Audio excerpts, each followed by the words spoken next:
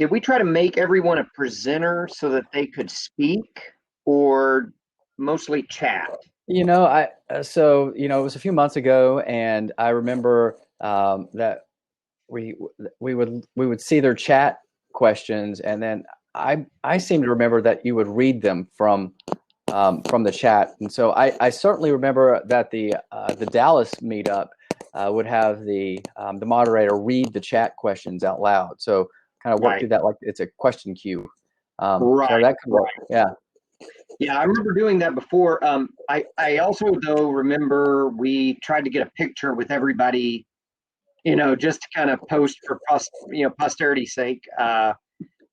Get everybody that's participating to get a screenshot of everybody on video. So to do that, they have to be a presenter. So Yep. I'll start that, making presenters, and we'll just ask them to kindly mute themselves and obviously not share their screens. Let's see, there's 3 of you guys on. Let me just unmute you guys. Try to. Presenter mode.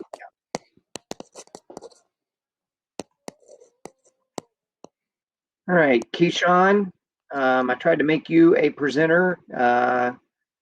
Dhananjay made you a presenter, which just basically lets you turn on your microphone and video. So please feel free to join in here, and we'll get started here in just a second as we get a few more people online.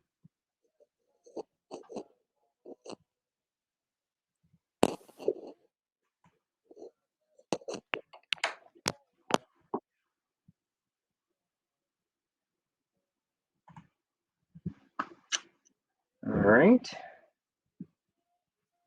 Welcome, Raja. Welcome, Keyshawn. Hey, here's Raja. Raja's he's got the video on. Awesome. Hey, thank you. Hey, great to have you joining us tonight, guy. Thanks. Yeah.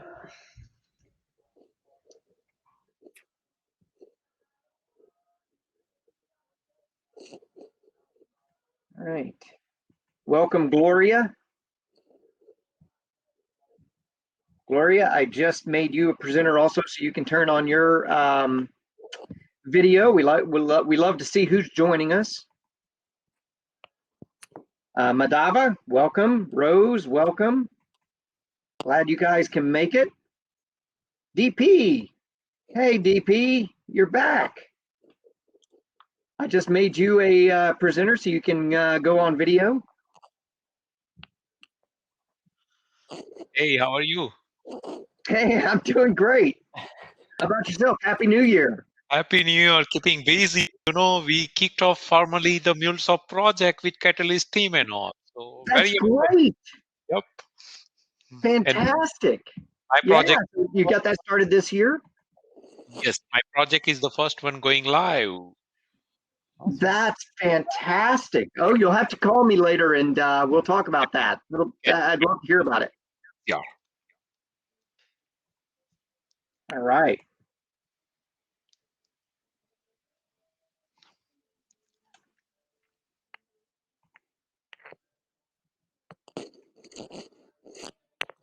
All right, welcome everybody. Let's see, we've got about 11 right now. Mike, we ended up with about 65 RSVPs. Oh, that's great. That's a great amount. Yeah. Well, let's see. Yeah. I know we always, there's a few that end up not being able to make it for whatever reason. Sometimes there's about half that don't even make it. Right. Sridhar, welcome. Sridhar, let me make you a presenter here so you can get online and get your video on. All right.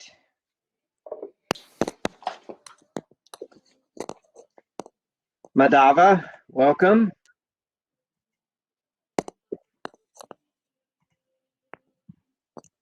I'm trying to keep up with everybody that's joined, so if if you are unable to turn on your video after I make because you're not made a presenter, let me know and I'll switch your settings.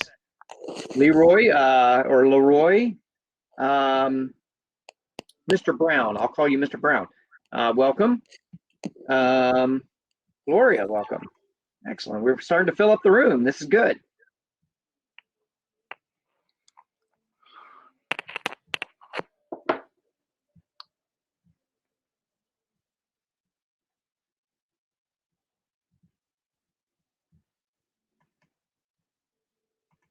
Yeah, as you join, I am trying to make you a presenter, you guys presenters, so that you can turn on your video. We won't ask you to present anything tonight. We've got our presenters all set up, Mike Saleme and Edgar Moran.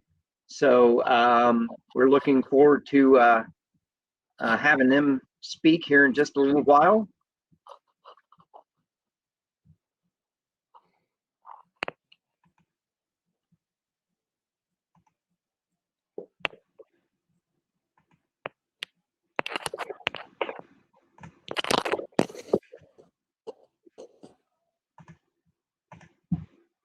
All right, got 16 now.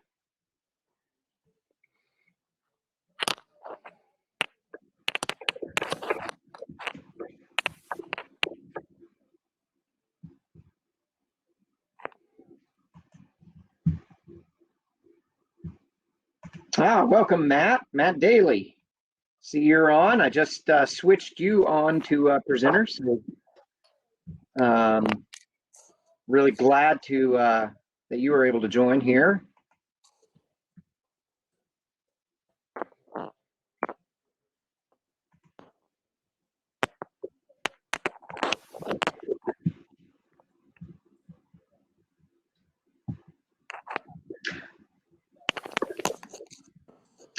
Quick question while we're waiting for some other folks to join.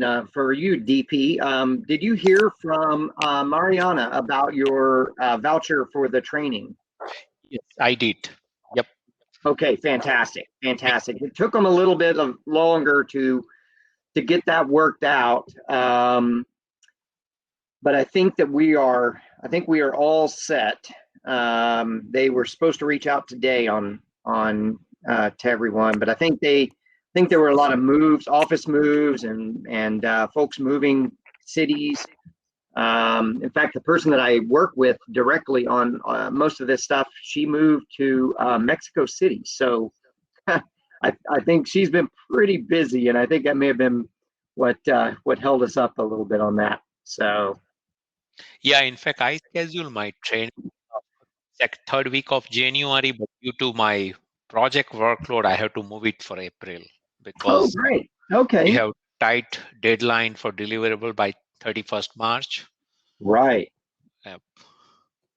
Oh, 31st. Okay. So you're looking at April training? Yep. Cool. Well, we'll be talking a little bit. I'll be just briefly talking about some training and certification information when we get this thing kicked off. Let's see. It's 6:10.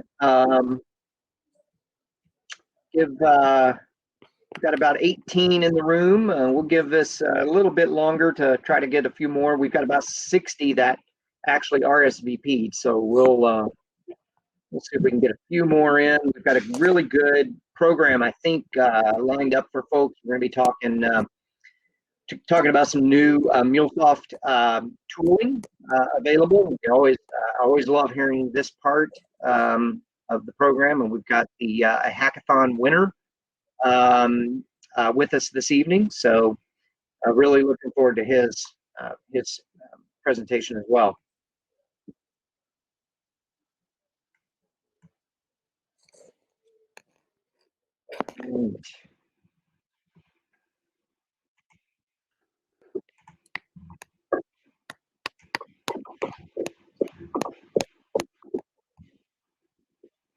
And we've got a few folks on video. I'm able to see Sridhar and Raja and Matt. Hello.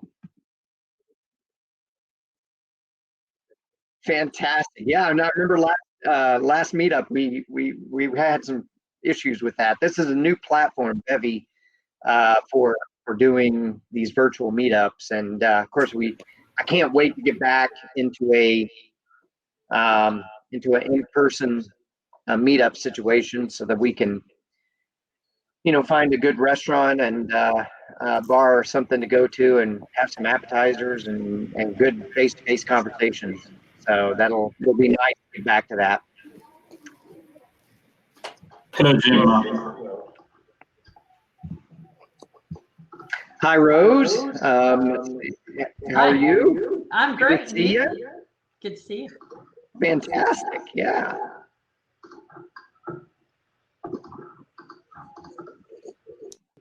All right. Hi, Matt. Matt Schamberger's on. So, add you. Echo here too. Okay.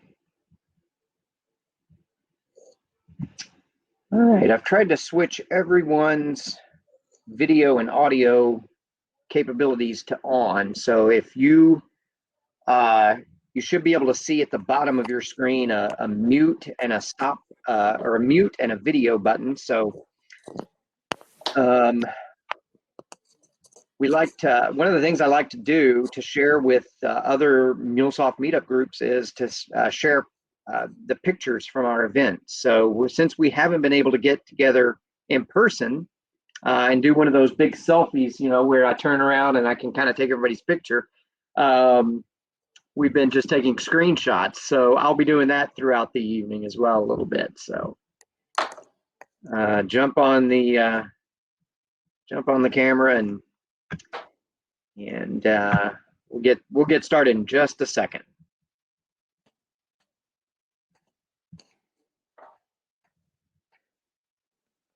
Welcome, Hari. So you just joined. Keisha.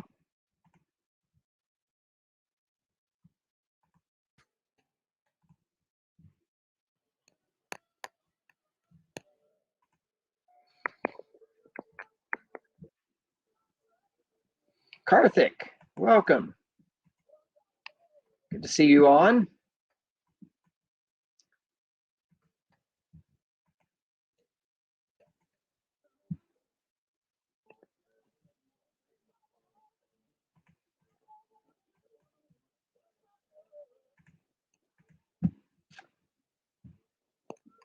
All right. Mike, what do you think? We've got about 20 folks online right now, and it's about 6:15.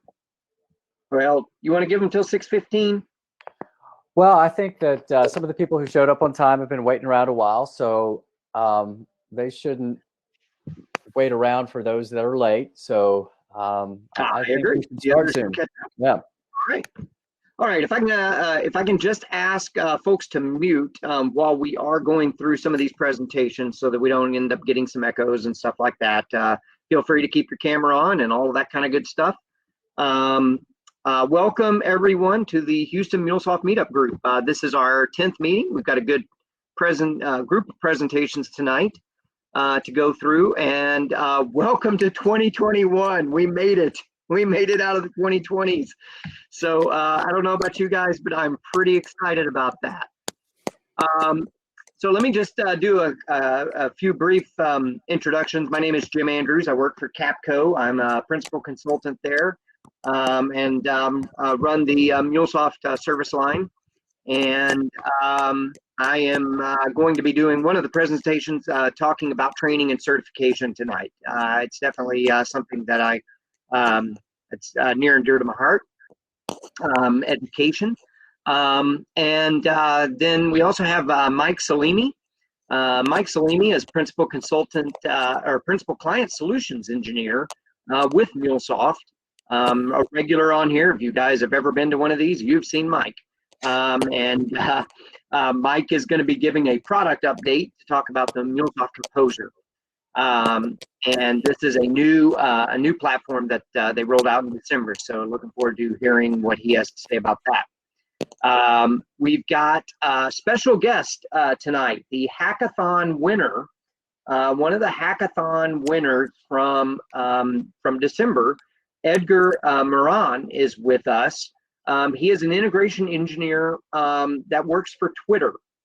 He's coming to us from New York, and I'm so happy to have him join us and to walk us through his winning presentation, or his winning solution system, where he's doing image recognition with MuleSoft and Salesforce. So he's going to kind of walk us through what he did and how he enjoyed the hackathon and some of that stuff. So as usual, we're going to have prizes and networking time. We've kind of had the networking time, I guess, kind of going on here, but and it's hard to do in a virtual scenario here, but we'll get a few pictures snapped, and we'll ask a few questions along the way, and we're going to do it a little bit differently this time than before, and I'll get to that when we get into the into the questions, or the trivia. So a little bit about community news. I feel like this slide always gets lost because it's at the very end, but I wanted to make sure that everybody knows. Go out onto your favorite social media and tweet things about this meetup using MuleSoft Meetups, hashtag MuleSoft Meetups. And then invite your network, your folks that you work with, or people you know that might be interested in this. Invite them to join our network. You can send them this link. It's meetups.mulesoft.com/Houston. And then this is really important. Like after this meetup is over, you will receive a survey requesting your feedback. We love to get your feedback on these things because it helps us to. I really look at these and read what you guys have to say, and it helps me make these try to make these better in the future. So we definitely want your feedback, and you can even send an email to meetups@mulesoft.com if you have some ideas about how to improve that. Okay, so trivia. So tonight we're going to do it a little bit different.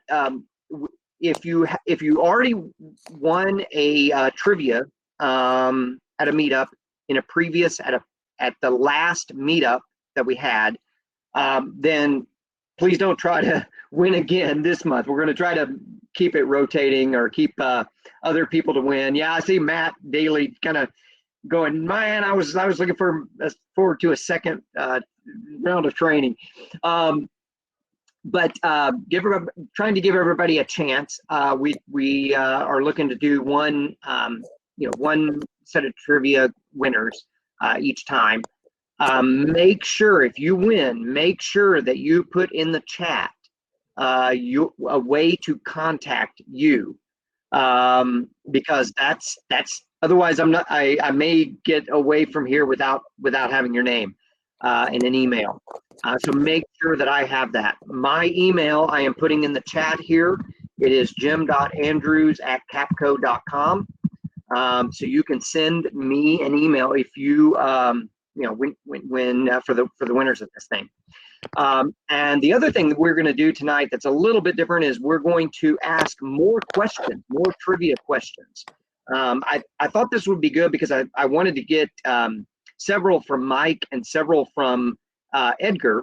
And then what we're going to do is we're going to take the winners of each of those, the correct answer from each of those questions, and we're going to put them on a wheel of names, which was actually built with some MuleSoft stuff.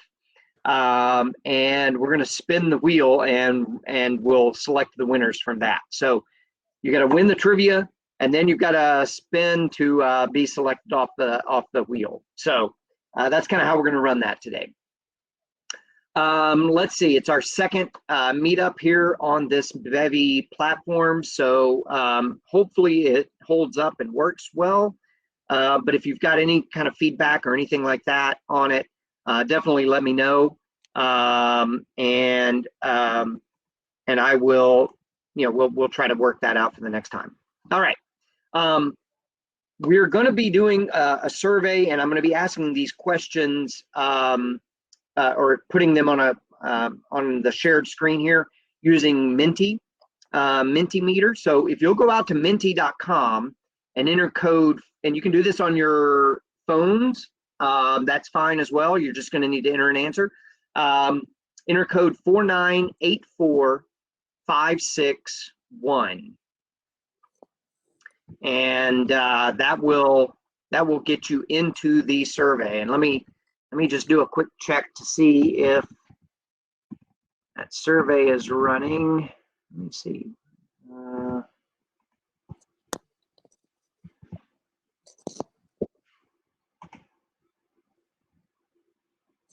Yeah. Okay, so looks like we've got a number eight folks that have joined. There's 20 of you guys online here, so I know we can get more than 8. So again, the code is 4984561.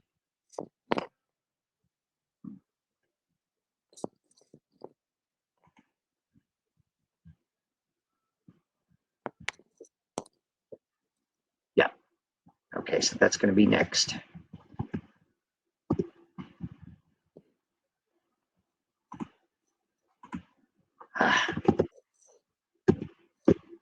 Okay. Let's see, we've got 12. Let me check the chat to see if anybody's having any trouble.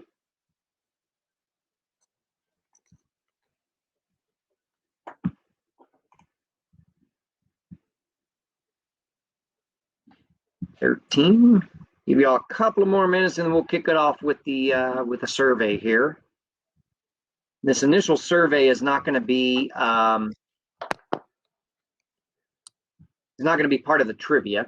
Just some questions to try to understand what the community here in Houston, the MuleSoft community here in Houston, is working on and being part of. All right, we've got 14. There may be some that don't want to participate, so we'll just go ahead and jump in here. Any new MuleSoft certifications over the past 3 months? And these are your different choices. So if you've gotten one of these certifications, then select it. Let's see if we've got anybody we can cheer for today.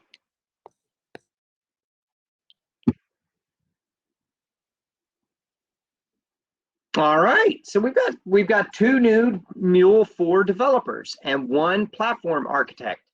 So if you are one of those 3 people, let me know either in the chat or unmute yourself and let us know. Who got the Mule developer certification? Ah, okay, congratulations, Hari. Hari, I tried to make you a presenter, so you can go on unmute if you want. Let's see, who else? Ankur, good. Congratulations, Ankur. And who is our platform architect, our new platform architect?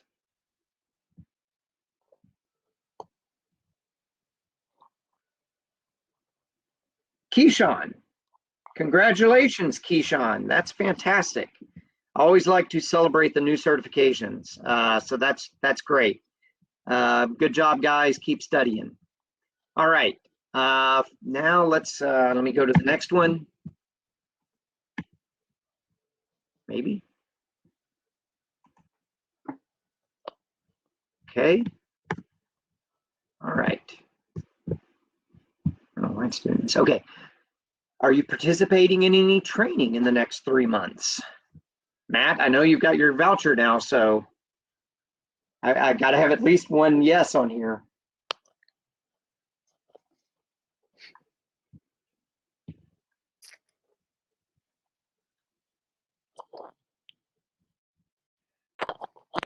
All right, let's see. Let's see what we got. Okay. Well, good luck to everyone. This is fantastic. There's a couple of integration solution architect classes folks are looking at, platform architect. This is really great. This is really great to see. really like having folks join up in with education. So, all right. The next two questions are going to be about MuleSoft Studio. So, if what are the three most useful tools in the MuleSoft Studio? So, this is a word cloud, I believe. So, I think you have to enter the word like in your. Does it allow you to enter a word? Yeah. Okay. You can type in whatever word you want to add. Yeah. So just throw in put a word in, and maybe there's not any. Or how do I? Yeah, you can have so if your favorite part is the data weave designer, you could put that. If your favorite part is, Oh, here we go. Yeah. Yeah, good. Okay, we've got some Good. finance Salesforce connector must have come in a couple of times. It's a little bigger. Scatter gather. Unit. Like, look, that's neat. Unit, perfect. API kit. What? Yeah. Okay. So I see the debugger. All right. Yep. Data weave. Data weave is a big one. So it must have gotten a couple of votes. Debugger. API kit. Yep. Good stuff. Exchange integration. Nice. The palette. All right. Very nice. Metadata. Oh, right. The metadata and RAML. The new RAML. I am guessing that you're talking about the new RAML editor that you can use in 7.7. So, all right. Well, let me move on to the next one then. The next one is, what is the most frustrating feature of MuleSoft Studio? So is there a part that you'd love to kind of iron out or make a little, make a little bit better? Which, and by the way, you know that you can go in and now with 7.7, Mike showed us this last meetup. You can go in, and when you start up 7.7, you have a place at the in that splash screen that comes up that will let you send feedback. And this really is stuff that's looked at by the developers. So metadata propagation, Maven dependencies. Oh, yeah, for sure. I've run into a couple of those. Heavyweight. Interesting. Okay, heavyweight.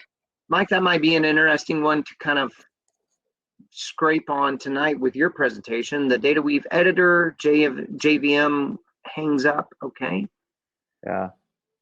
All yeah. right. So I'm curious for additional information around the heavyweight comment. So if you want to add that to the chat, I can make sure that gets to folks who can help make some change around that for you. All right, business event logger. All right, that's a pretty good list. So we can maybe even collect this, and I'll have these on the on the slide after this is over, so that I can also take this back to a community that is looking at the platform as a whole. So one of the things that I'm able to participate in is a program where they're really kind of looking at the developer tool. So so this is good. Let's see. Hang on. Whoa! I almost gave away the farm there. That off the screen, because that's going to be one of the questions. So if you saw it, great. You'll probably forget it by the time I go through the training and certification stuff. Okay, so let me go through a quick couple of slides. I promise this won't last very long, and then we'll get on to Mike. So one of the things that I wanted to mention is that all of the training, one of the things about COVID is it really pushed MuleSoft training to kind of think a bit broader about their virtual training courses. So right now you can take all of the training online. Everything's available online. You don't have to go in for there are no face-to-face classes. So this really makes it convenient, and all of the certification exams are online too. So you don't need to go to any of the testing sites. You basically need to be able to set up your computer to run the certification exams. And there's still these training that's free and self-paced. So you can see some of those examples that they have out there. Getting started with Anypoint platform. Flow design is a one-day class. Mule4 fundamentals and Mule4 for Mule3 users. So give this training a shot. I wanted to focus on the architecture path today and in this discussion.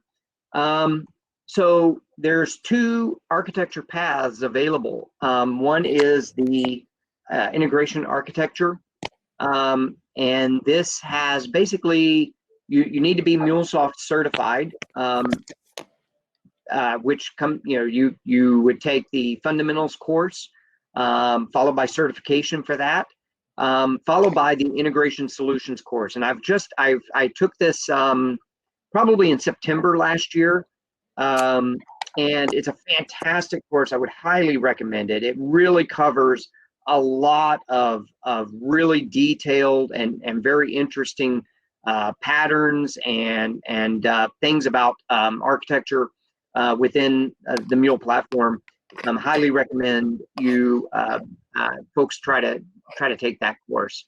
The platform architecture is a bit more for company level decisions. So this is kind of maybe more of an enterprise architect as opposed to more of the hands-on. That's part of the integration architect path. A lot of folks might need both. So the platform architect is really about taking the platform architecture course and getting certified in that. So what would be the value of doing that? So if you follow Mike Saleme or myself on LinkedIn, and I definitely would recommend you following Mike on there, because he really posts some great content and shares some great information. One of the recent things that he shared a couple of weeks ago was about a Forrester report that's fairly new, that was done for MuleSoft.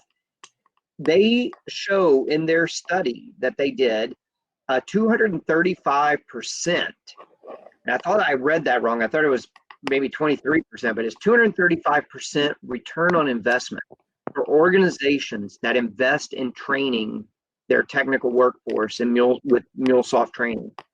So, I mean, this is a huge kudo and feather in the cap of the MuleSoft training group. I mean, they really do a great job, I think, of running these training sessions. So, again, I really like to talk that up. But the other thing that this survey found is that developers are 25% more efficient on large projects.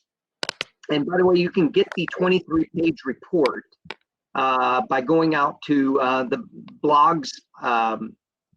I'll paste the link in the chat momentarily, but you can go out and read the report for yourself, kind of see how they break it down. They basically spoke with multiple individuals at 6 different customer and portal or partner organizations, and that's how they developed these figures.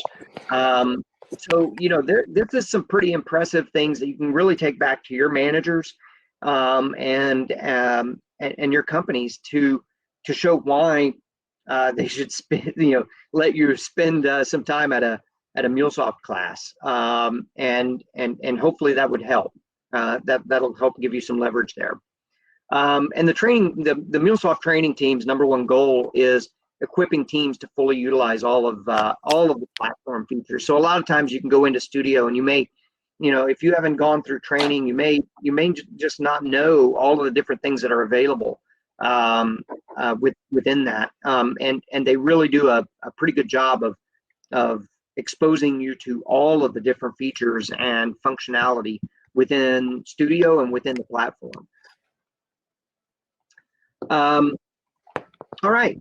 Well, that was my little bit there, and I am going to turn it over to Mike now. He's going to, Mike Saleme, again, from MuleSoft, is going to talk about MuleSoft Composer. And while he's doing that, I will paste that Forrester report into the chat. So, Mike, take it away. Let's see, do I need to stop sharing my screen? Yes, you will. Thank you. Yep. All right, there you go. Okay. Good evening, everyone. I'm Mike, and first, I'd like to thank everyone first so much for joining, and thank you, Jim, again for having me present. So always happy to support MuleSoft developer meetups and such. So let me make sure my screen is being shared. So tell me you can see a title slide that just says MuleSoft Composer for Salesforce. Yep. Okay, really good. So again, my role is I'm a client solutions engineer with MuleSoft. So I live around the Houston area. I've been with MuleSoft now about 2.5 years. So and I've got some of those certifications too that Jim shared information around. So if you have any questions about those or studying for those, I've done the architect certification, the developer certification, and like the other 4-letter alphabet certification. So feel free to find me on questions anytime. I'm always happy to help anyone at all at any point. So all right. So today, though, I want to share with you information on MuleSoft's newest offering for our customers, right? So MuleSoft Composer for Salesforce. Mike, I hate to interrupt you. I think your microphone on your headset there is brushing up against something and rattling a little bit. All right. So I removed the other headset. How's that? Is that any better than it was? Perfect. Yes, sir. All Sorry right, about that. Yeah. No worries. All right, and thank you. All right. So MuleSoft Composer for Salesforce is what's new, and you may have heard about it. It was announced in December of last year, and it will be generally available sometime in the spring of 2021. So information about that is available. It's not fully released yet, though, just yet. So it's just been announced. So meaning that there are possibilities for some changes from this. The goal, though, is that our product teams are delivering a quantum leap in making integrations easy for non-developers. So it's targeted to a line of business Salesforce admin so that it makes integrations really simple with just clicks. And well, this group, meetup group, is for developers, and us developers are irreplaceable because we build APIs that unlock core systems for composable enterprise, and there will never be enough developers. The challenge is that organizations have hundreds of systems and only 1/3 of them are actually integrated. So about 33% of them are actually integrated. So that there's so much that needs to get integrated, and some of it's really simple, some of that's kind of complex. And so this capability, MuleSoft Composer for Salesforce, is for Salesforce admins to be able to build their own integrations. Some of the more simpler ones, have them build it themselves in the line of business, and that way us developers, we can concentrate on building really good reusable APIs for core systems for building out the composable enterprise. So it's not an either or what's the right tool, it's just now there's a tool that's specifically for line of business workers. And so tonight, my goal is share information about MuleSoft Composer. You've already heard why it is that it's built. It's targeted for the line of business user. You're going to see a demonstration of that, and I'm going to share some resources that we have, and we'll have some time for a Q&A session. All right, so before we get into that, I've already shared that Composer that has been announced, just not released. So because it's not released yet, there's some subject to change. So some of these comments could be forward-looking, subject to change. So just be sure that you make any sort of purchasing or investment decisions based upon products that are commercially available today. Now, Composer itself is the fastest and easiest way for lines of business users to connect apps and data into Salesforce from inside Salesforce. It's going to make it really easy to do connection with clicks and not code. Right. Well, we're all familiar with Anypoint. Anypoint is the world's #1 integration API platform, and integration architects can very securely build with reusable APIs. Composer is for the lines of business users who want to move data into Salesforce. In fact, Composer for Salesforce is built under the hood with a lot of the same parts that are in Anypoint. So there's some compatibility, some coordination that's planned for the two of them together. And it's enabling Salesforce users and Salesforce admins to be able to quickly connect the dots for some of the simpler types of integrations that could be done. All right, so we're going to look through some of the parts of it right now. Right, so Salesforce admins from inside Salesforce will be able to themselves build integrations without anything required. So they can build it themselves. They don't need to wait around or procure IT resources or anything. They're able to do those simple integrations directly from inside of Salesforce. All right. Again, you're familiar with Anypoint pre-built connectors. Well, MuleSoft Composer for Salesforce has pre-built connectors, a library of that. They'll be able to integrate into Salesforce data from NetSuite, Tableau, Slack, Google Sheets, and such, and be able to, on their own, build those simple types of integrations. And those integrations will occur and kick off at the time a predefined event triggers the flow. So you'll see that in the demo that there'll be a trigger that at that point in time, at the time that condition is met, the flow will get kicked off. And so that'll be something that's in the demo. And so now that the Salesforce admins and some of the folks can now have ability to build integration themselves, that means that it's going to be easier for them to get the data they need faster so that they can be more productive and get the data from systems. And think about how this will help all these organizations. If they can get to the data faster, then they can spend more time helping customers and not data manipulation, right? So they can get more efficient at producing orders inside of Salesforce, improving customer satisfaction, and just overall sales response. So there's a lot of benefits from having line of business Salesforce admins be able to build some of the simpler integrations. Now, let's see. All right, so the Salesforce admin who builds with Composer is going to be able to get real data previews.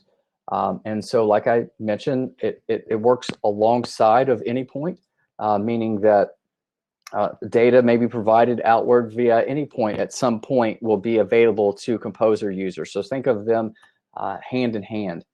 Now, something too to think about, right? So if you're advising customers on how to think about tools for integration, a good choice is a solution for self-service integration that can take advantage of an organization's existing approach to API management, meaning that if they're an Anypoint customer and they're building APIs with Anypoint, then it makes a lot of sense that the self-service tool can leverage that type of integration strategy, right? So think about advising some of your clients how to build with Composer as an advantage with Anypoint as something that they might also have.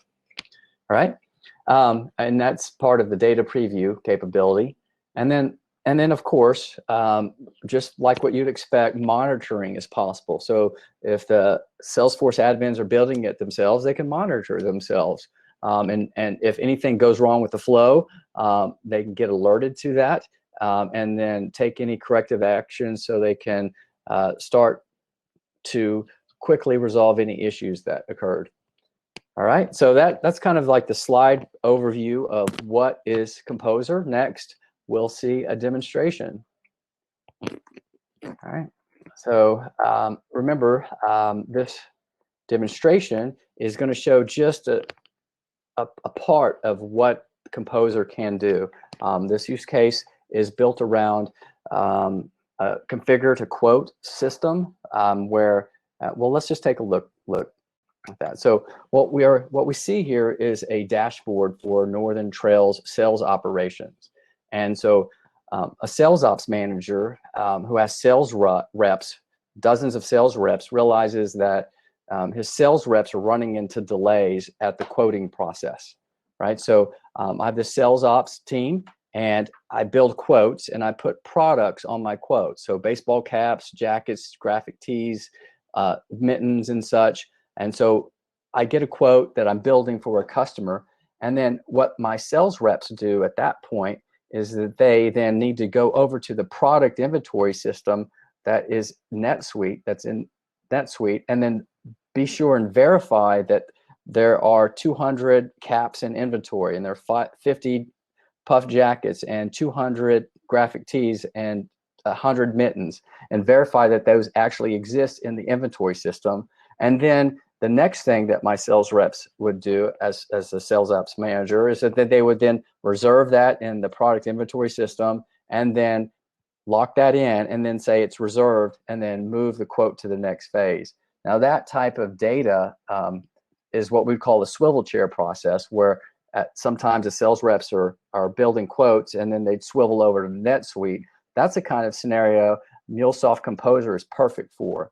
So as a sales ops manager and a Power Salesforce admin, I can now build a flow with MuleSoft Composer for Salesforce that automates that synchronization of data to NetSuite and back to Salesforce.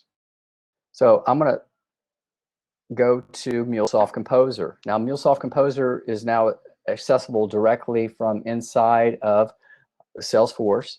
So I start MuleSoft Composer, and I've started building this flow for NetSuite to Salesforce integration. And the first thing is I choose what type of object, what type of Salesforce object is going to get modified, right? So anytime an opportunity is updated or created, this will kick off the flow, right? So that's the trigger that kicks off the flow. And then I check for a condition. If the sales stage in the opportunity pipeline is negotiation review, then the flow continues. And then I list all the opportunity products from that opportunity record that's at that stage. Each of my opportunity, each of my products on my opportunity, I search for them in NetSuite. And then here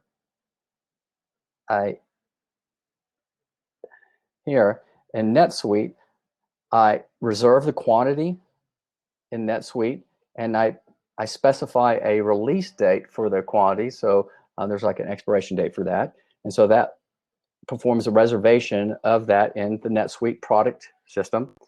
And then I need to just make those changes on the Salesforce side as well. So on the Salesforce opportunity, I then look at each of the products, and then I mark, yes, I have successfully reserved those in NetSuite, and that's done. That's what's done in that part. And then after the work and integration is finished, I can Slack a message out to the sales group via Slack and let them know that we now have a new customer order that's reserved that needs to go to fulfillment. Okay, and so that's how we built it. Now that the flow is built, I just activate the flow. The flow is now active. Now any opportunity record at that stage meeting those conditions will trigger the flow. So now I'm going to switch back to my sales dashboard. My sales dashboard now is active with the flow. So any of my sales reps now that have an opportunity in the proposal quote stage with products on there, the next time advance the sales stage to negotiate and mark as current, then my flow is going to run. So what's going to happen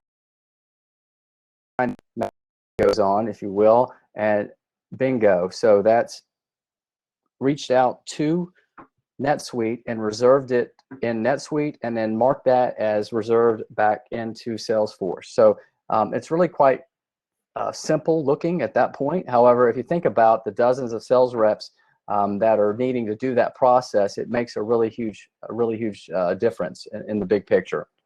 All right, so also too, I said that there's monitoring capable. So if I switch back to the Composer view, I can then look at my flow that I've built, and you can see that it has run successfully. If there had been any errors, it would show there, and the Salesforce admin who built it could triage it and fix any errors at that point. Okay, so that's a quick walkthrough of what's possible with Salesforce, with MuleSoft Composer for Salesforce.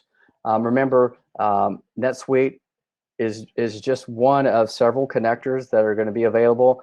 There's also connectors for Workday, Tableau, Google, others.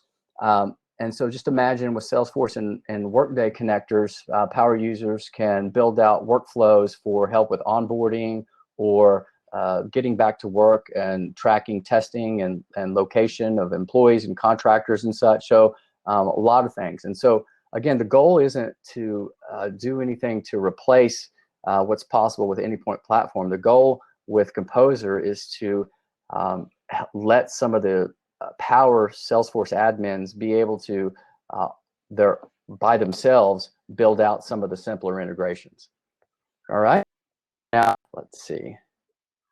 That's the demo. Let's these additional resources that I want to share with you. All right. Got a couple of questions for you, Mike, when you're ready to take a couple of questions. Yeah, let me just walk through this this additional resources that I want to share. If you're excited and you want to learn more about the Composer for Salesforce, there's a few places you can look, right? There's a blog post that announced it in December. And so it'll be available soon. I said sometime around the spring of this year. And so if you want, you can click on this link here on the MuleSoft product page. So there's a description of the product on both Salesforce and MuleSoft sites, and you can sign up and be notified at the time the product's released. Also, too, if you're familiar with Trailhead, go to Trailhead and search for MuleSoft to find trails about MuleSoft.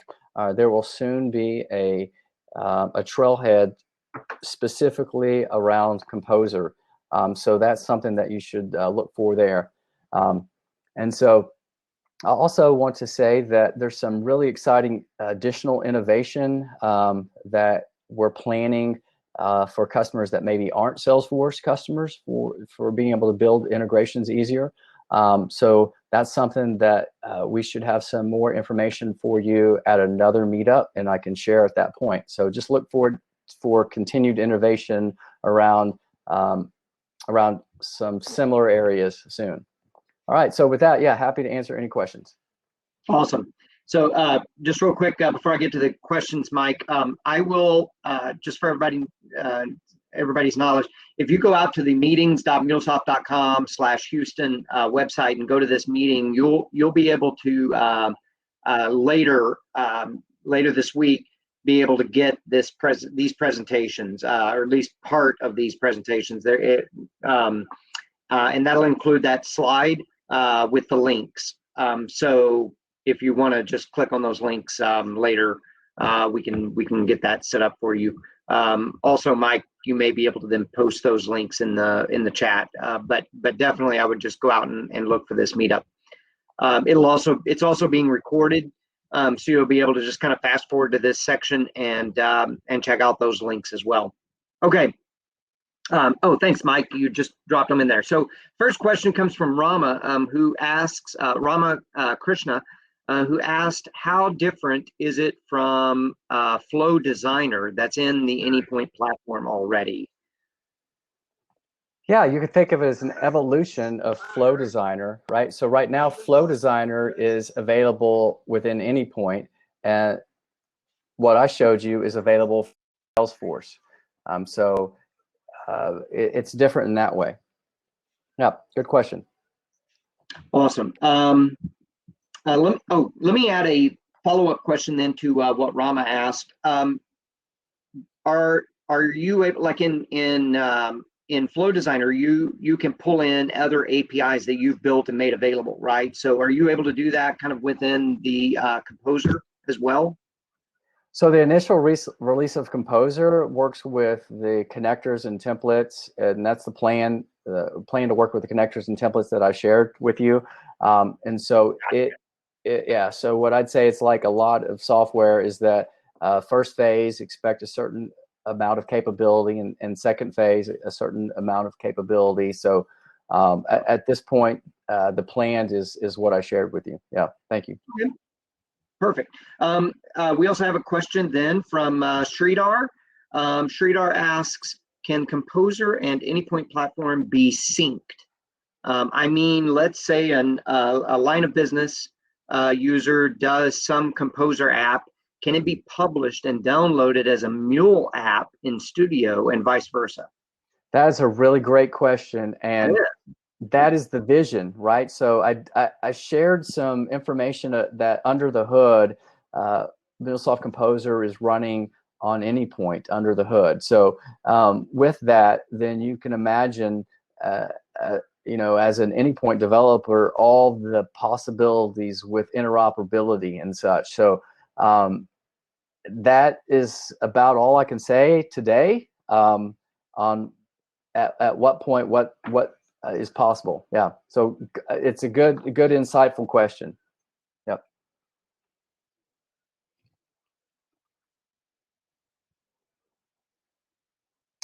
Jim, I'm not hearing you right now. Good. I was on mute. I put myself on mute. Okay. Karthik asks, can Composer support SOAP API integration at this point?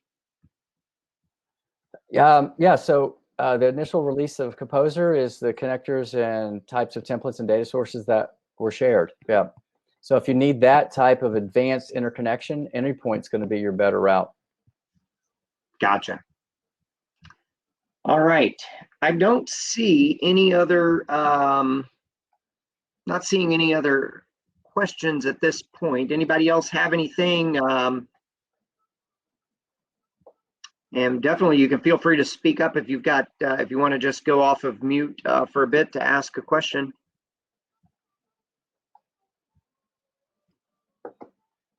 Yeah. Right. So these are good questions. Yeah, I just want to be clear that it's not to replace Anypoint. So the cases that and use cases that you build out with Anypoint, you're still going to want to build with Anypoint some of the sophisticated integrations and 3-layered architectures and such. And so our goal with Composer is so that the line of business users can get some integrations built themselves, so they don't need to reach out to the IT department to build it. If it's simple, they can on their own kind of build it out themselves. So it's you'll figure out, yeah, you'll see that there's scenarios that it's simpler for that. So some are better than others, but that's the essence. Great. It does look like we have one last question come in. We'll go ahead and get to it. It's also from Sridhar. He asks, Composer seems like an extension of Flow Builder in Salesforce. Are they related? Yeah, so Composer is underpinned by Anypoint. So that's the main difference. So our strategy with connectors and pre-built templates is something that is, I'd say, somewhat unique with Anypoint, and the ability to leverage them together is going to be very unique than the way Flow Builder is. So yeah, I'd say be mindful of that. Gotcha. Okay. Awesome. All right, Mike. Well, I definitely appreciate your this presentation. This was a real great look into this this new feature coming out of Salesforce, and I think we've been seeing a lot of new innovation just from that MuleSoft Salesforce combination from a couple of years ago. So it's really good to see that continue. All right. Oh, sorry, go ahead. So I was just going to say, yeah, thank you. And yeah, great questions. So happy to take any feedback and share feedback with others in the product team. So Good questions. I'm going to be sure that the product teams are aware of some of the questions that you have and such. So, and also too, if you have questions about how to commercially access that, if you have relationships already with Salesforce reps, that would be a good place to start. Or you can always shoot them my way via LinkedIn anytime. Happy to answer any questions. So thank you. Okay, our next speaker is Edgar Moran. He comes from, he works at Twitter. He's an integration engineer there. He's been working with MuleSoft for about 5 years now and has about 10 years of experience. And with Force.com platform as a Salesforce developer. And I reached out to him probably about a month ago as one of the hackathon winners, because we talked about that here in this group back in October of 2020, and I just thought it would be really interesting to see what someone presented as their solution. So Edgar was kind enough to join us tonight. I believe you're coming from New York. Last meetup, you'll remember we had a Boston person. So Mike, we may have to try to figure out a way to get the West Coast involved in these meetups. I don't know. We've definitely got East Coast highly represented. So like I said earlier, his presentations or his solution was about integrating images with Salesforce using MuleSoft. So Edgar, take it away. I'm really excited about this. There's lots of potential business opportunities in this area, and so really interested to see what you guys have to say about this. Thank you, Jim. Yeah, and thank you everyone for joining. All right, so what I would like to do first is I want to share my screen and I will speak a little bit about the project overall. Yeah, so the initiative of MuleSoft was to, sorry about that. So was to create a hackathon, right? So getting developers, sharing ideas, see how we can use the platform, and like enhance the businesses outside, right? So for myself, this idea came basically just from image recognition, right? It's important because it's trend topic right now, right? Like everybody's just talking about images, what we see in a picture, how much we can get from them. Yeah, let's say text, we can see it's just a product or something like that. It has a lot of potential in the end. From myself, mainly the idea for this project was to be able to take a picture and basically just recognize what is that image and then try to redirect people to certain stores. Let's say we take a picture from a cup of coffee, and then probably I can see or recommend cafeterias nearby, right? Or I can probably use that mug and send people a link to a specific store where they can get that same mug as well. In the end, because the time and we thought probably as developers, some of us like we should probably gather in groups and stuff, but just because COVID and pandemic, we were not able to do that. So then we kind of tried to make everything by ourselves, right? So it was like a one-person project, and we had a few times, right? Like it was like a few weeks just for completing this project.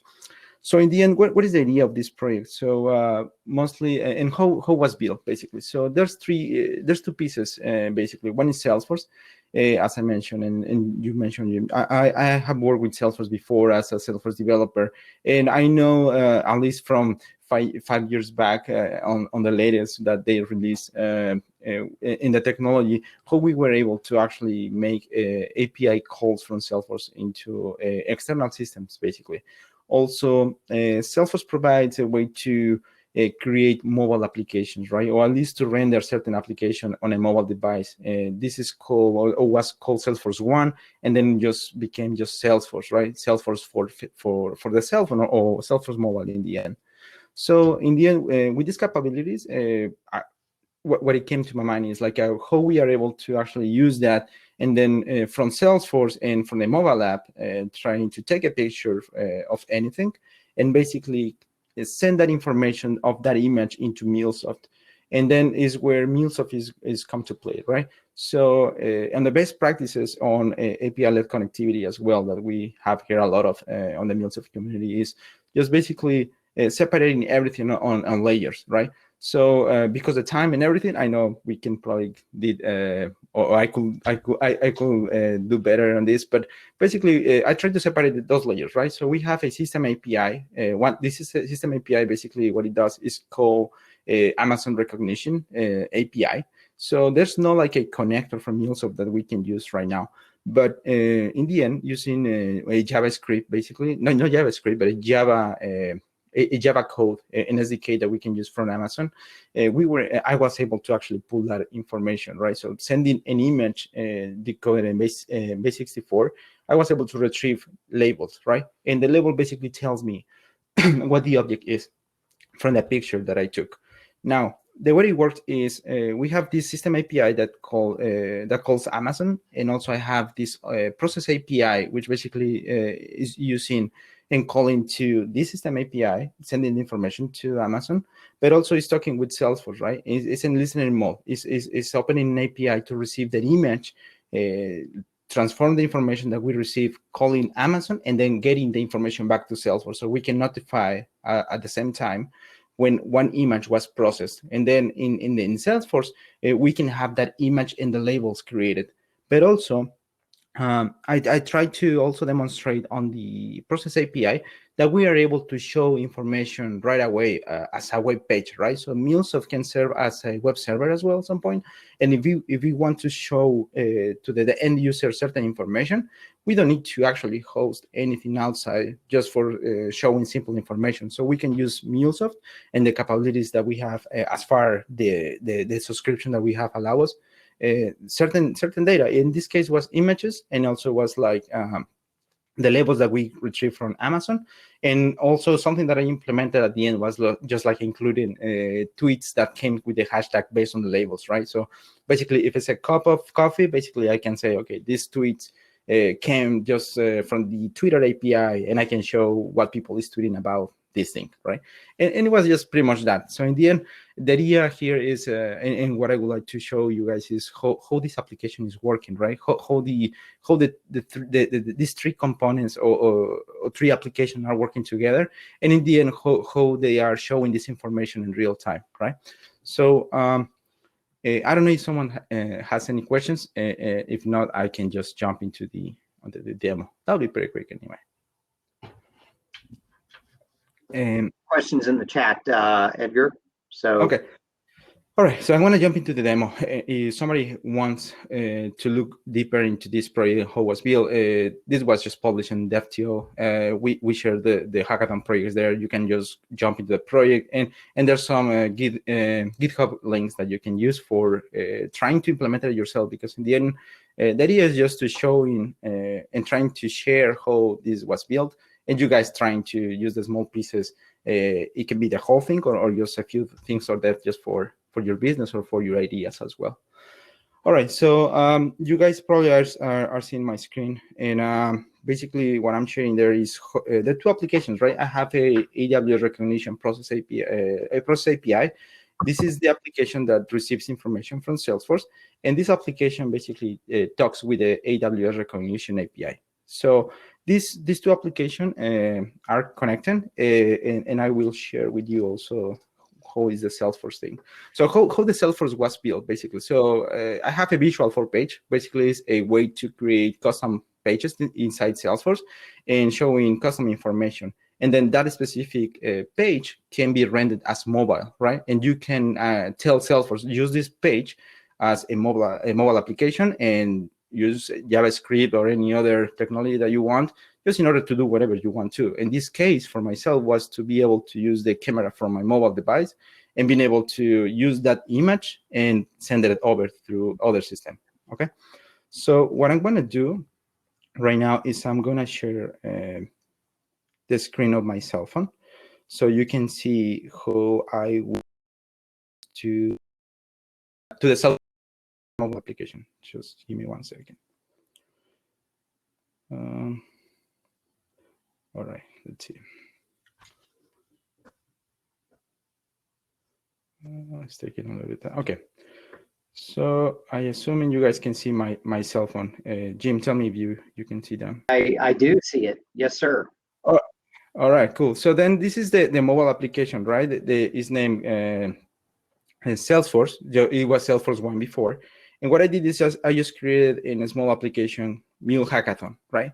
And Mule Hackathon basically has this visual for page. This visual for page basically has a menu here. So we have this round menu here. And if I click on it, I can see a icon that says take a picture or a picture, right? So if I click on that, I need to select something from the camera. So this is my real-time camera from my mobile phone, right? If I take a picture from this, basically I'm just saving this and use this photo.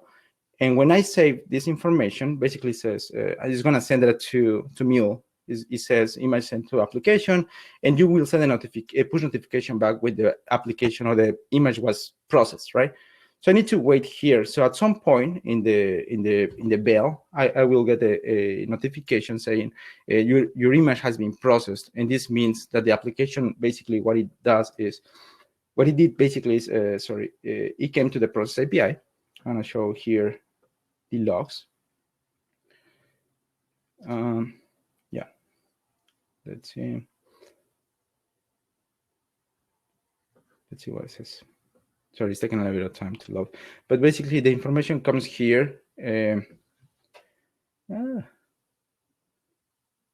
let me try one more time because I'm pretty sure something failed here.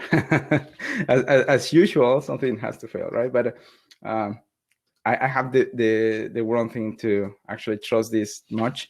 I had something uploaded in the afternoon and it worked, but I want to restart this application in the end. But all right, so what I'm saying in the end is the application goes here. It talks with the system API, and basically what we send is a base64 image, right? So the API of AWS basically just received that information, and the return value is a bunch of labels. So basically just an array of labels, and it says from the image that you took, or from the image, basically we recognize that you got I don't know, it can be plants, it can be maybe a mug, it can be lenses or whatever, right? Any object. And based on that, I'm sending the information back to Salesforce.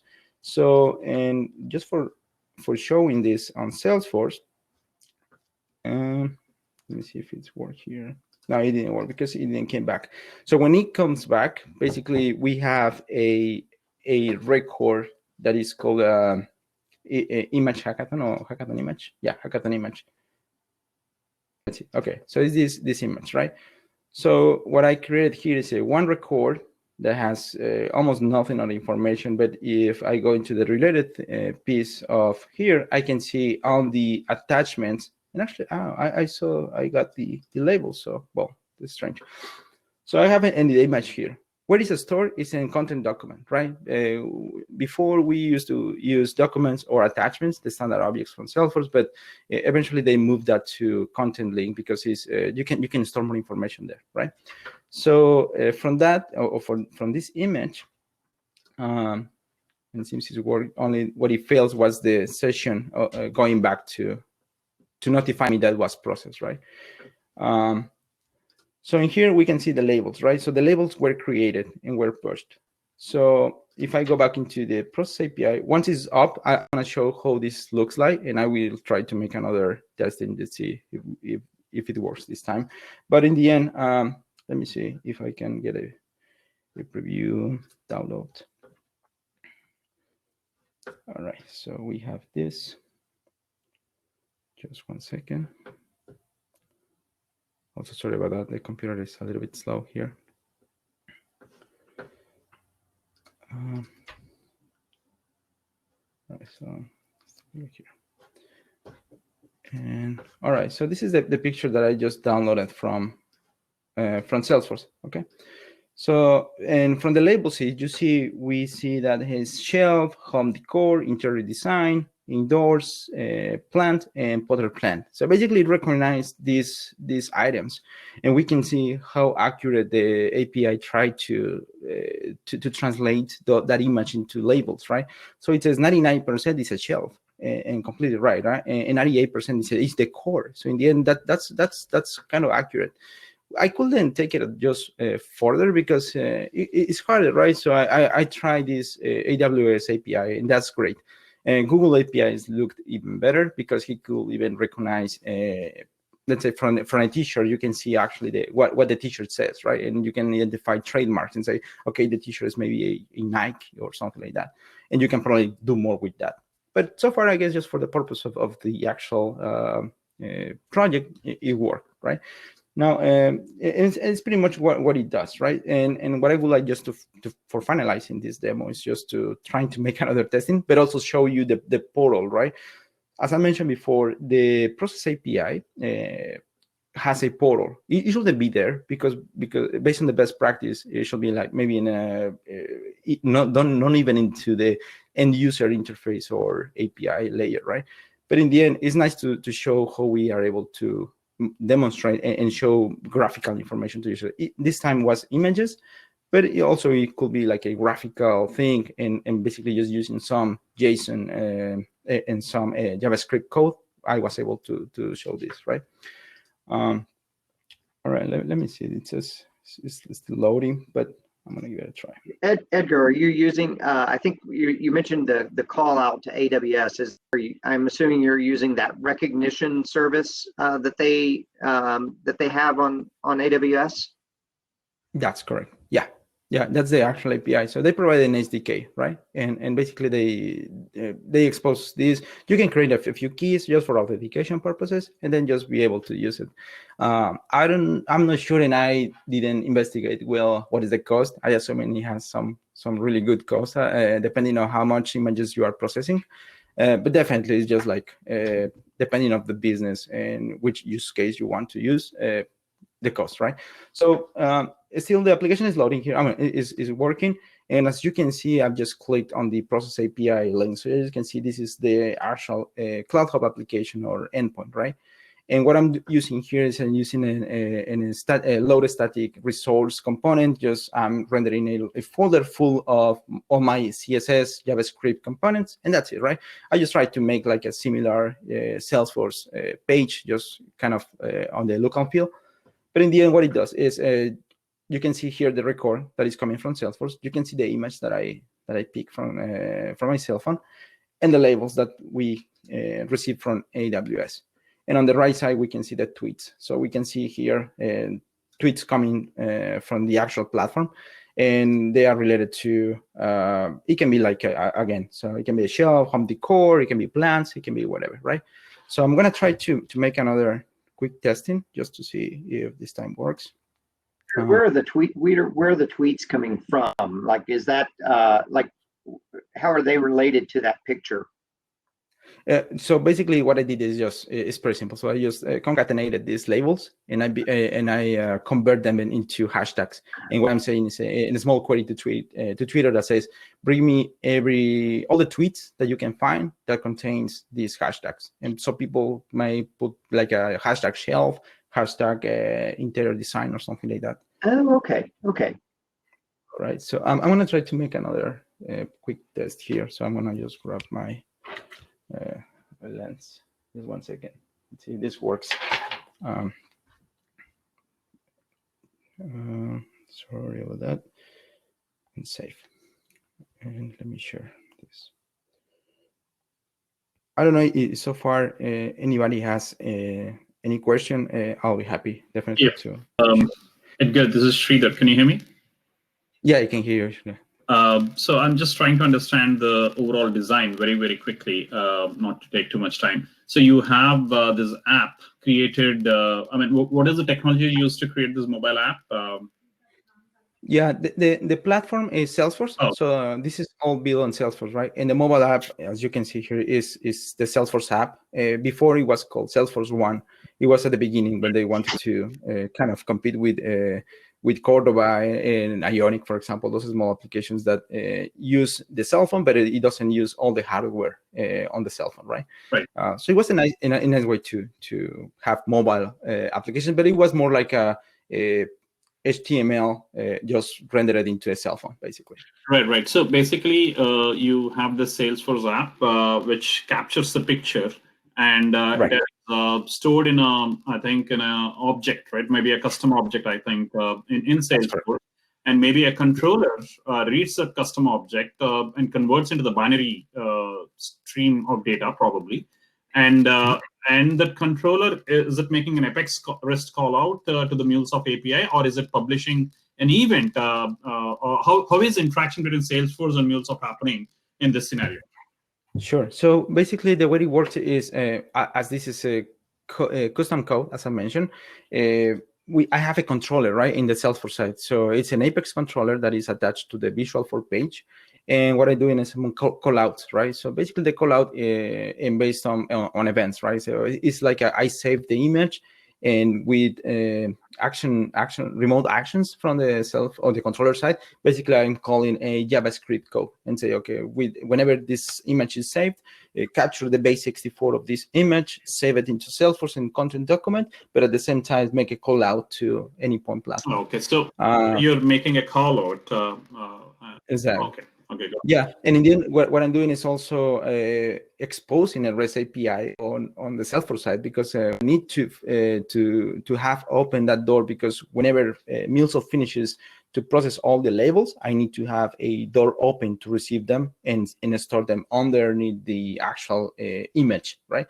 So because basically the flow is Salesforce makes a call out to Anypoint, and Anypoint makes a call to Salesforce, basically going back. It's it can be two one-way calls rather than a synchronous call. So two one-way. Exactly. Got it. Trying to make it as much as a real time we can.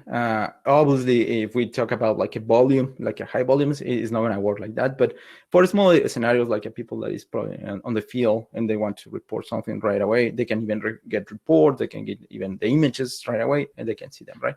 As you can see here, also I took this second image, as you can see, and this is some lenses that I'm used.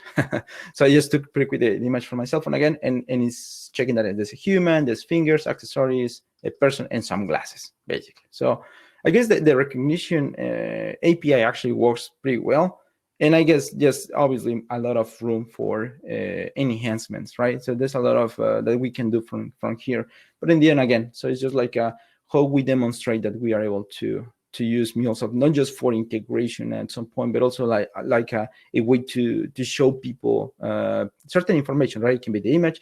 And for example, you are retrieving information from, I don't know, from a big query or from a big source of data, you're able to build a report, right? And it can be like a really nice graphical a chart that actually moves and stuff like that. That's what actually people fall in love sometimes. So the visualization sometimes is important. So I have a small comment here. I'm sorry to interrupt, but I have a small comment. So we, I mean, I was for one of our clients. This is exactly a very similar design that we have proposed, and the use case is this is for the healthcare client. When people are coming back to offices, right? This was the initial plan in March. They thought, like, March last year, they thought people would be coming to offices in June, and they need to kind of ensure the masks and kind of certain measures to make sure everyone is safe and secure, right? So basically, we thought like the design proposal was very similar to this. A camera will take a picture, and it will check if they have masks or not. And it will go into the Salesforce and check for all the compliance validations. If the person is not compliant, he'll get a text message. So that was a design. I mean, I'm thinking, I'm trying to say your project is basically capturing the details.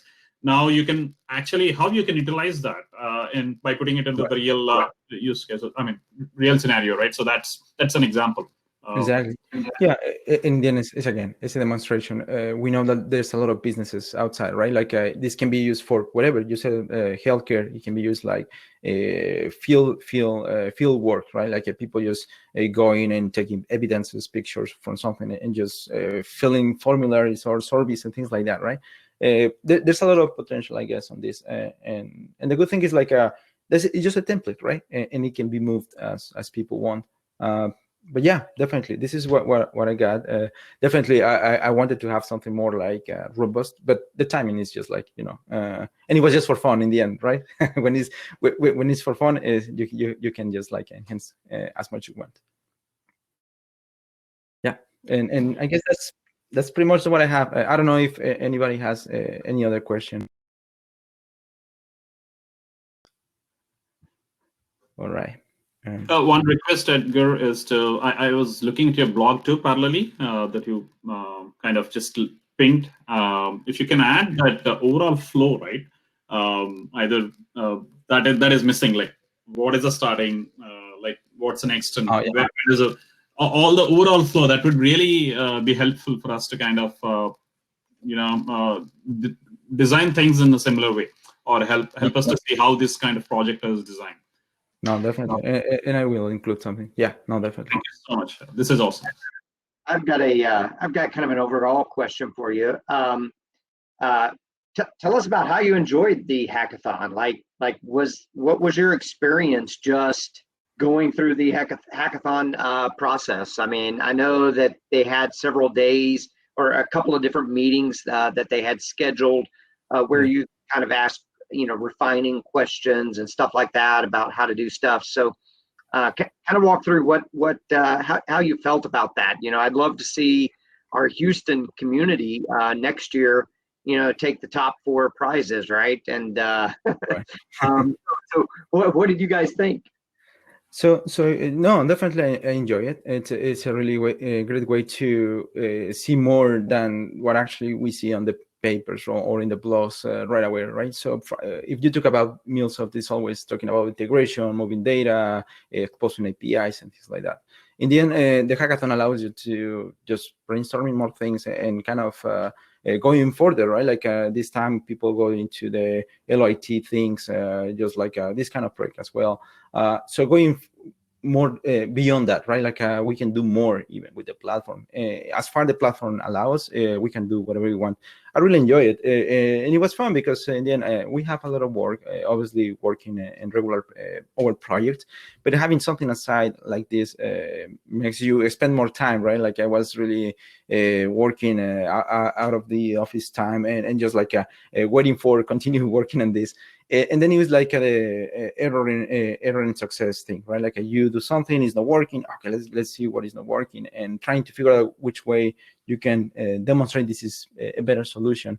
Definitely, I encourage everybody to next time to participate. This is a great way to get a lot of things, I guess. From the projects that were exposed on the hackathon, we can get a lot of things from that, right? Like how we are integrating Salesforce with the platform, not just Salesforce, but any other technology or any other platform too, right? I know there's a lot of talking with the Einstein thing, AI and things like that. It's just crazy. Now it's just like wow, it's a lot, right? But no, definitely it's enjoyable thing. Every time that I have the opportunity to work on something like this, along with people that I know, definitely we kind of cheer each other and say like, let's do it. Let's just participate and see what it goes from there. Yeah, no, that's fantastic. One thing that I did is I posted your link that you sent as well for the Unsplash page. You're also a photographer yourself, right? Just like a little hobby. Yeah, no, I just as side development. So there you go.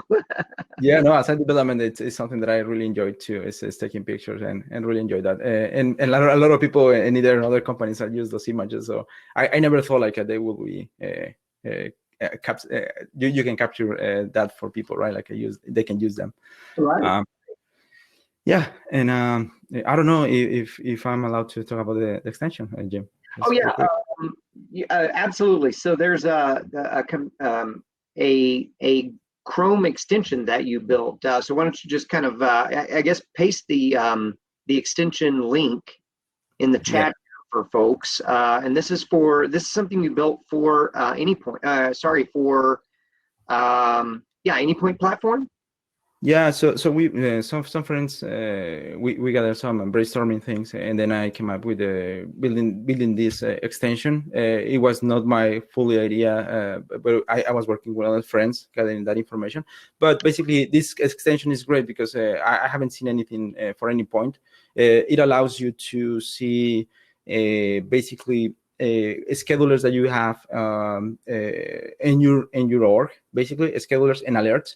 It's important because it allows you to save clicks, right? So if right now you want and see if it has a scheduler, or you want to see at what time is gonna run my integration, you are not able to see it until you go into the settings and get in the scheduler. So right away from the extension, you're able to see that.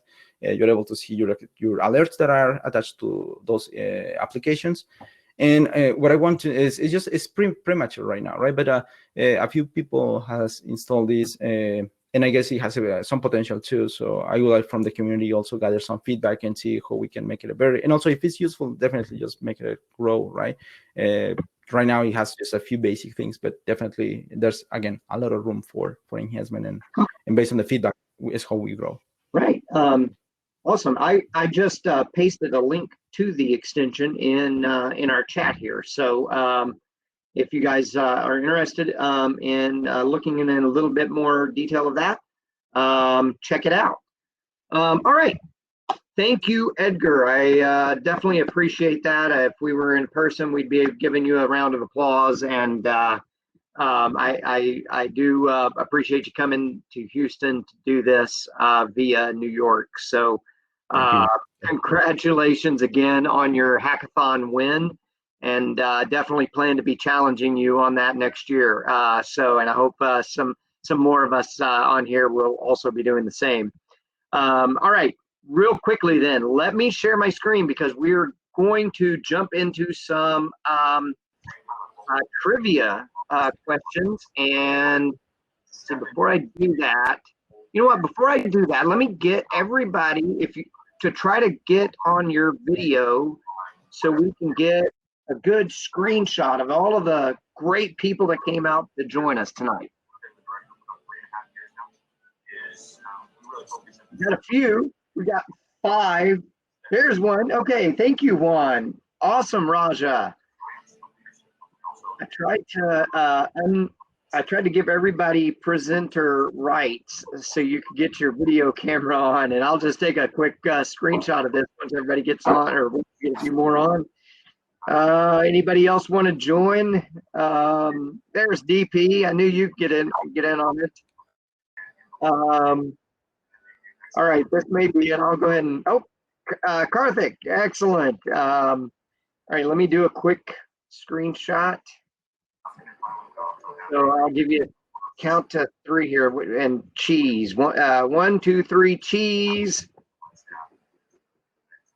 All right, let me see if that works.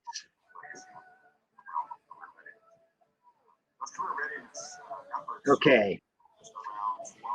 Now it's trivia time. Sorry, I've got to paste this in. I'm trying to do 2 things at once here. Sorry.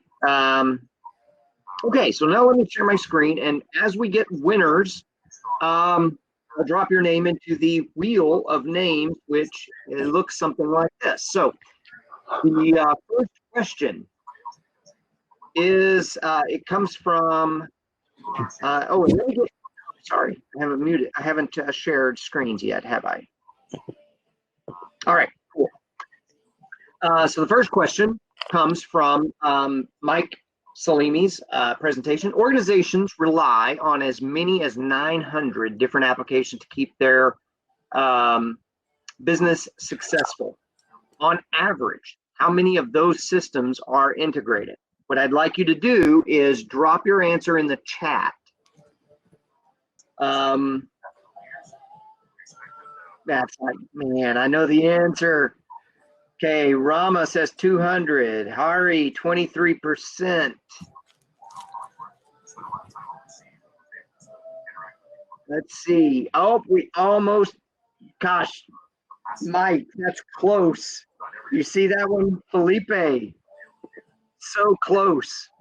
So yeah, so far, Felipe is the closest without going over. So if it was The Price is Right. Right. Felipe then he was the winner. This is percentages too. So yeah. Let's see. Any other guesses from anyone? One with a 30. We got 35. We got people narrowing in on it, Mike. I don't know. Close.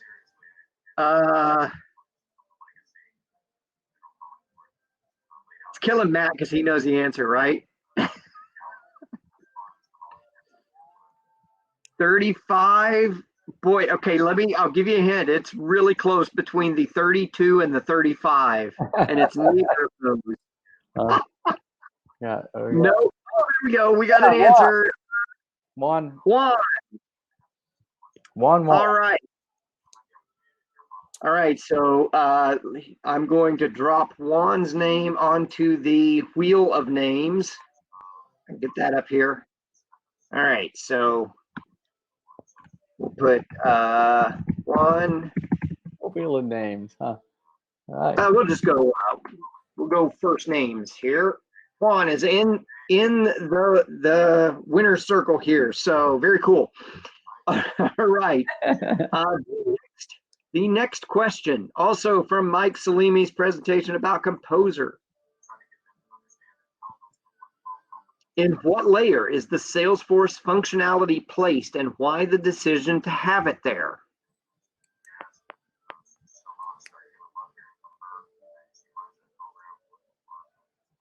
The process. Let's see. That is.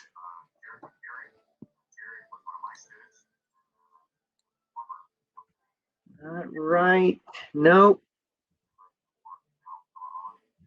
Remember, this is in. Oh, Raja's getting close.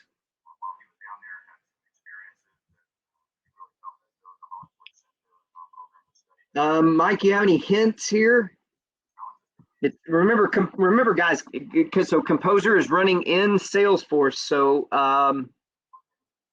what layer is the Salesforce functionality placed?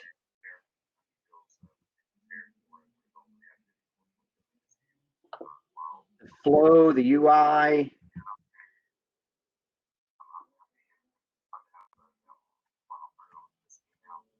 Trigger. Platform event. We're getting pretty close, Mike. Yeah. So let me look here. See if I give a hint.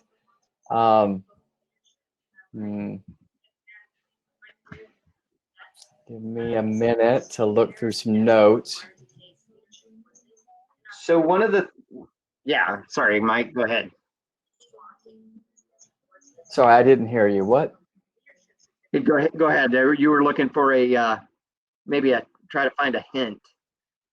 This is a hard one. This may be our hardest quiz ever. I don't know. I'm starting to think it might be. Yeah, I just there were so many emails that have been sent, and I'm trying to find the email from 2 days ago. And would you believe that that's buried under 200 other emails? So let me dig up that. All right. So you remember? So let me maybe try to phrase it just a little bit differently. So there's something needs to kick this off. Something needs to be able to kick off the automated process in Salesforce. Yeah, I think it should be different. I think there was an editing error. So the question should be, what? Yeah. So, and that may have been my fault. Just trying to get a bunch of emails hammered out through. Sorry. Let me help make it the question more clear. What occurs so that the flow gets kicked off? All right. That's the question that it should be. What occurs such that the flow will be kicked off? What is that called? Mike, I don't think this is your issue. I think this was me copying and pasting the question into the slide here. So the question sent says, once a citizen integrator builds an automated process that involves an integration of two or more separate, is that right? Yeah. What is this? Yeah, so I don't know where that is. I would just need to search through my sent items over the past 4 days and find Hang on. This is Edgar's question. This is from Edgar's presentation. My bad, guys. All right. Let me go back to Edgar's presentation to get the answer. Yeah, we have the answer previously. It's the process API layer. That is where that is what layer the Salesforce functionality is placed. So let me go back and who said process API layer? Oh, here we are. I know Dhananjay, were you the first? Oh, Siraj, I've got Siraj just before that. Boy, it looks like Siraj may be the winner on this one.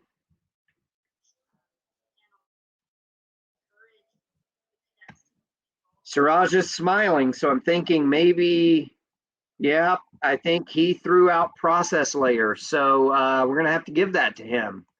And my apologies, I thought that I put those in order. So Siraj, I'm going to drop you in here into the wheel of names. Very cool. Okay, and now I'm going to have to pay attention, Mike. I really blew it on that one. No, no worries. You're a volunteer. You're a volunteer. Volunteers can make mistakes, and we don't judge volunteers who made mistakes. All right. Okay, once a citizen integrator builds an automated process that involves an integration of 2 or more separate systems, the process is started when? Okay, now this one is from Mike's questions. You sent me this earlier. What process is started, or what the process is started when? What happens on the Salesforce side to kick that off? And Raja, you're pretty close again here with event. A field update. Yeah. Close also. Record updates, event triggers. Yeah. So who said like event triggers? Who said that? Raja Sampath said event triggers. So that's the essence. That's the answer, right? So the object, some event will occur on the object that triggers the flow. Yep. All right. So we'll drop Raja in there. Good job, Raja. Congratulations on that. You're on the wheel. All right. Couple more here. All right. When considering a citizen integration architecture, organization should what?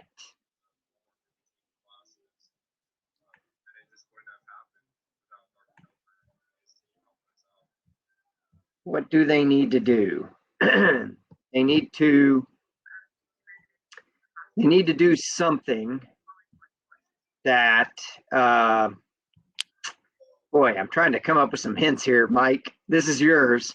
Yeah, so it looks like Kishan might be thinking close, right, with the word consider on what to choose. Okay, we have consider connectors. That's good. Yeah, connectors.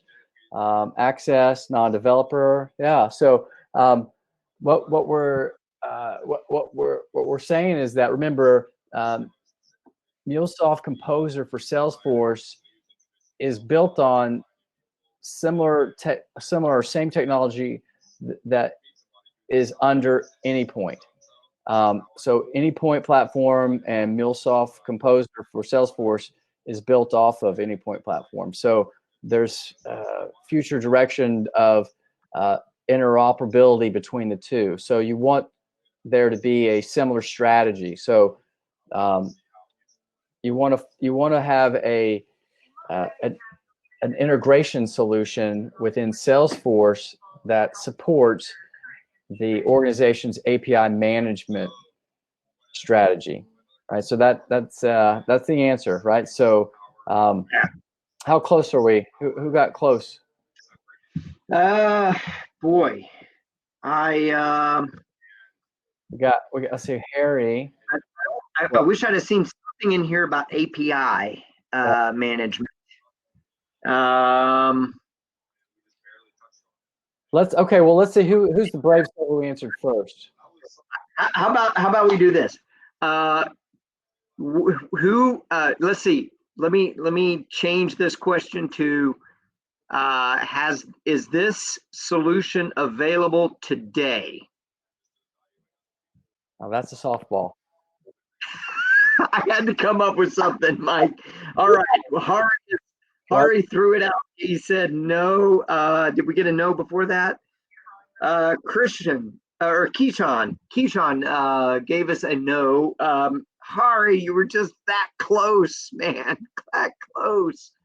All right. So I think we got to give that one to Keyshawn for saying no. It was definitely a softball, Mike.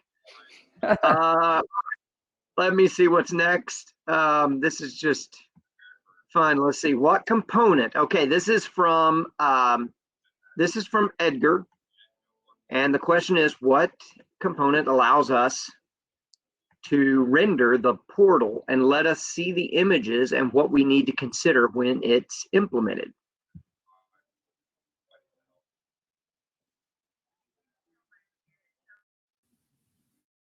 Okay, what do we got here? Edgar, any winners yet? Not yet. Think about Not like yet. component on MuleSoft. Just for The component on MuleSoft. Yeah, So, and you talked about this when you were describing, how that. All right, Kishan already have it, I guess. Image use was. Yeah, Kishan have it. Oh, sorry, did I miss it? Kishan already answered. Oh, okay. Salesforce 1. No, wait a second. No, It's, it was the second answer he gave. Static resource. Static resource.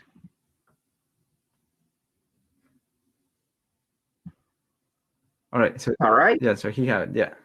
So the static resource is basically the component that allows us to render the web components or HTML and static resources, right? Okay. Now Keyshawn is already on the board.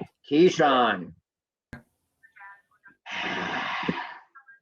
Do we have any others that actually? Did anybody else after Keyshawn answer it correctly? I see Felipe, the static template. It was close. Static template? Parse template says, yeah. Parse template, byte stream.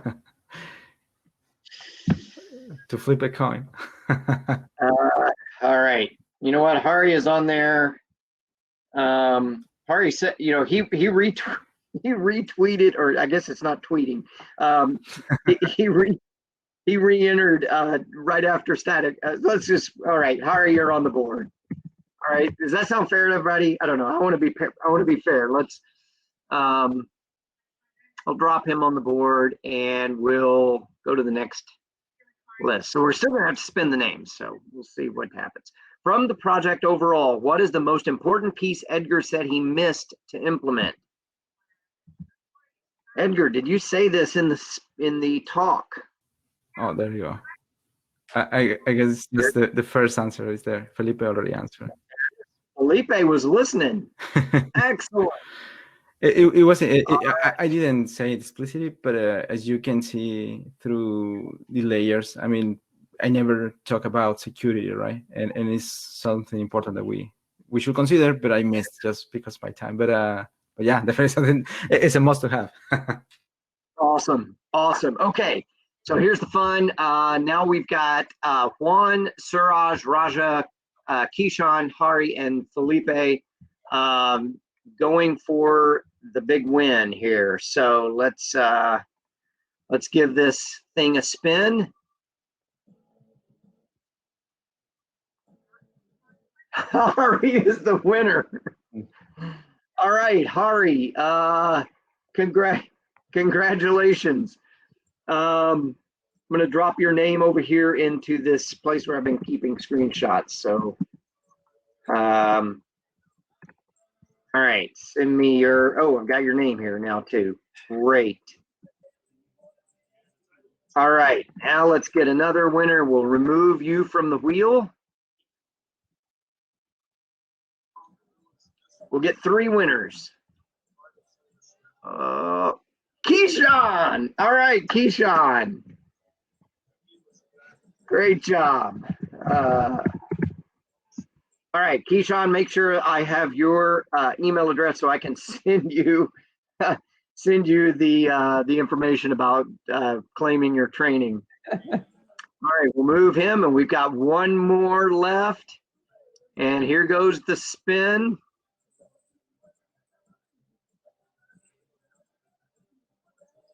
And it looks like Raja gets the third. So great job, Raja. All right, everybody. Thank you for playing along with us tonight as we just kind of gave this a shot to see how this would work. I do appreciate all of your attention, and hopefully you guys enjoyed as much as I did Mike and Edgar's presentation. And congrats again on the guys that got their certification that we talked about earlier. I'm really proud of you guys as well. You guys go off and have a great couple of weeks now or month. We're going to have another meetup probably toward sometime early March. I'm thinking sometime in the March timeframe. I'd like to try to get one every couple of months this year instead of once a quarter, and that would give us 6 for the year. So I think there's some great content out there, and if any of you guys ever want to, if you guys have some things to present, do not hesitate to reach out to Mike Saleme or myself. I would be happy to talk to you guys about doing a presentation of anything that you're learning, whether it's on the side or just for fun or a project that you're doing at work. Any of that stuff would just be really interesting for all of us to hear. So thank you guys, everybody, for coming out, and hopefully don't forget to fill out the surveys, please, and let us know how we're doing and what we can improve. And I think that's everything. One more time, Edgar, thank you so much for joining us remotely for this thing, and sharing about your prize, and congratulations again. Yeah, thank you everyone for joining, and yeah, no, my pleasure. All right, everybody, have a good one. Be safe out there. Not everyone. Good night.